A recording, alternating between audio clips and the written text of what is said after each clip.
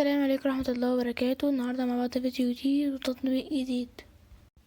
عارف يا صاحبي، الحقيقة بتقول ان علم النفس بيقول والنفس البشرية بطبعها بتمثل الراحة والهروب من المسؤولية بانغماس في المجهول، بس الحقيقة ان ناقص حتة مرعبة هكملها لك في اخر الفيديو عشان تفهم ليه احنا بقينا تايهين كده. بس بقى يا صاحبي، احنا دلوقتي في زمن الموبايل بقى في ايدك وفي ايد عيالنا، والانترنت بقى عامل زي المحيط فيه السمك حلو والقروش اللي بتغرق فيه. احنا كهيئة مش هنقدر نفضل بوابين 24 ساعة، بس نقدر نكون بوصل تطبيقات دلوقتي مش بس ترفيهية، دي ممكن تكون دراع يحمي بنتك.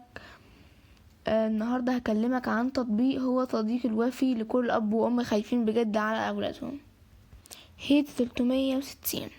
بص يا صاحبي، ده مش مجرد تطبيق، ده مساعد شخصي ليك في التربية الرقمية، ووظيفته الأساسية ان هو يخليك تتحكم في الوقت اللي عيالك بيقضوا على الموبايل، بدل ما تفضل تزعق يسيب الموبايل يا ابني، ولا الخناق يومي ما بيخلص. التطبيق ده بيعمل لك ده بقى، بيديك وبيشكي، بيسمح لك تتابع ابنك بيفتح ايه وقاعد على اليوتيوب او العاب، بيديك تقديرات كاملة عن النشاط. والهم من ده كله انك تقدر تقفل تطبيقات معينة في وقت المذاكرة او وقت النوم بضغطة واحدة من موبايلك انت. طيب استخدمه ازاي؟ الموضوع اسهل من السهولة. تتخيل بس، محتاج تمشي بالخطوات دي عشان ما تبقاش تجسس ويبقى حماية.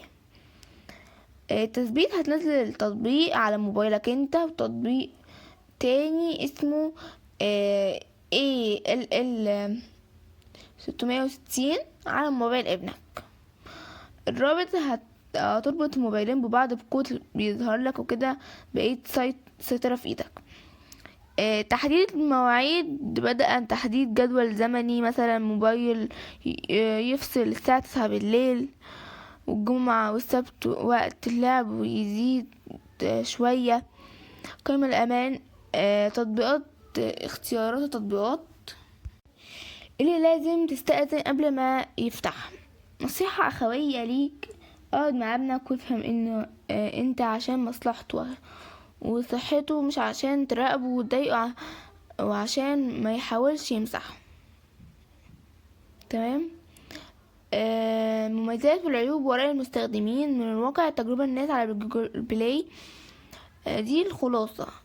مميزات التحكم في الوقت، دقيقة بدقيقة الواجهة سهل حتى لو مش خبير في التكنولوجيا.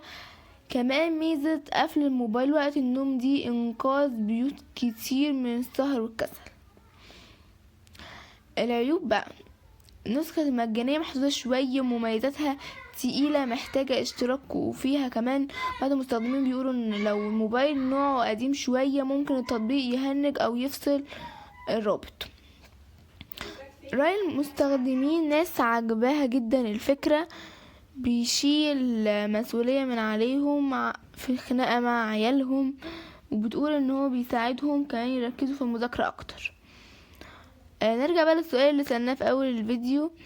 النفس البشرية بطبعها بتميل للراحة والهروب من المسؤولية بانغماس في مجهول، وتكملتها هي، لكن اعظم راحة بجد هي انك تكون مطمن على اللي بتحبوه وسط المجهول ده. التكنولوجيا وسيلة مش غاية، استخدامها عشان تحمي اغلى ما عندك. لو الفيديو ده فايدك ما تنساش لايك واشتراك في القناة، وشير الفيديو لكل اب وام حاسين ان هم محتاسين، واشترك في القناة عشان لسه في تطبيقات تانية كتير هتغير حياتك للأحسن. اشوفك في الفيديو الجاي. سلام يا صاحبي.